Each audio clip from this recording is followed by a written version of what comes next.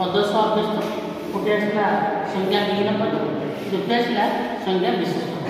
प्रथम देखा ये संज्ञा विहीन पद को, से संज्ञा विहीन पद रहा बिंदु,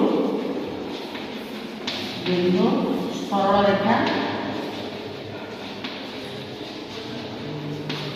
और संबंध।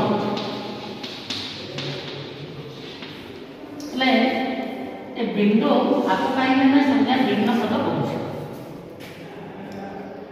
यह विरोध भाषा प्रमाण द्वारा प्रमाण कर मेथड ऑफ कॉन्ट्राडिक्शन।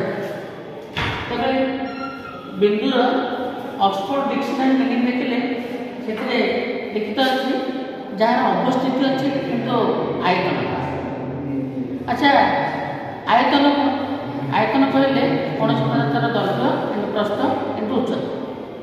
पुणी आम जो प्रश्न पचारे सर दैर्घ्य कौन ना दुईटी बिंदु मध्य सर्वनिम्न व्यवधान को दैर्घ्य। पुणी आम प्रश्न पचारे बिंदु कौन कारण आम जो जगार पहुँचुचे जो जगार मानने आमको जहाँ आंसर दरकार पुणी बुली बुली आम से जगह को आसी पहुँचा बाध्य।